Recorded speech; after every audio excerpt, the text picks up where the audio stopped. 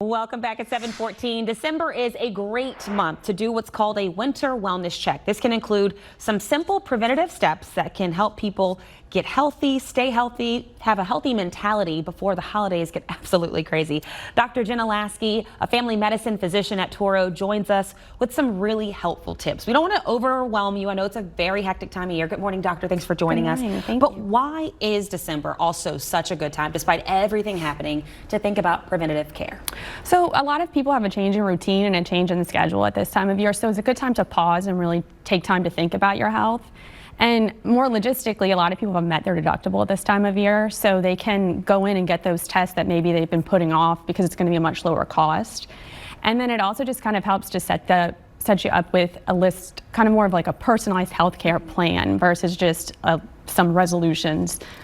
That's a really good point. And I know people are at home thinking, look, my calendar is already jam-packed. I don't have time to even pick up the phone to call a doctor or get on my chart to try to see if I can squeeze in a doctor's appointment. But an appointment doesn't necessarily equate to preventative care. There are things you can do at home or even at your neighborhood drugstore, right? To consider that. And let's talk about some preventative care actions, if you will. Yeah, definitely. So if you are someone with chronic conditions and you do take medications, making sure that you have refills on your medications, checking your dosing, making sure that if you are going to be leaving for the holidays that you have enough medicine, setting up a medication list.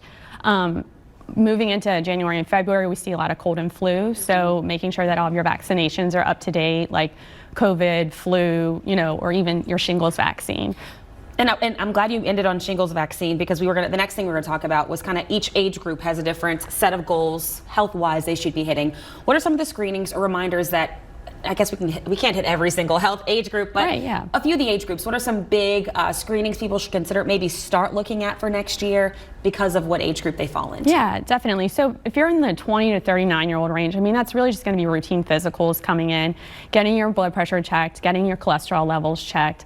Now, when you're moving into the 40-year-old range, for females, it's when we're starting a lot with mammograms. Unless you're high risk or have a family history, we're going to be doing those a little sooner.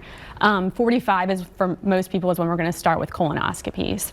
And then for 50 and older, for men, that's really when we're starting with prostate exams. And unless, again, if there's a family history or anything, we're going to start that sooner. I love that we hit all the age groups. And I know people at home are like, okay, I know I need to do that. I know what age group I fall into. Again, I just feel so overwhelmed. I don't have time to add anything else to my list of things to do.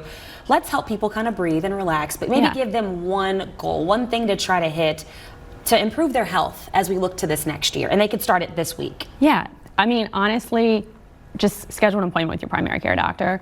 Even if you're feeling fine, that 20 to 30 minutes can really set you off on a better trajectory for the year. And preventative care, primary care medicine is really meant to prevent small issues from becoming big ones. All right, great tip there. So take 5 minutes out of your day to 20 minutes if it's going to take that long. Yeah. And if nothing else, schedule your 2026 physical. Correct. And that's all you can do, and that's a good way to start off 2026 thinking about your health. Absolutely. All right, doctor, thank you so much for your time. Thank you.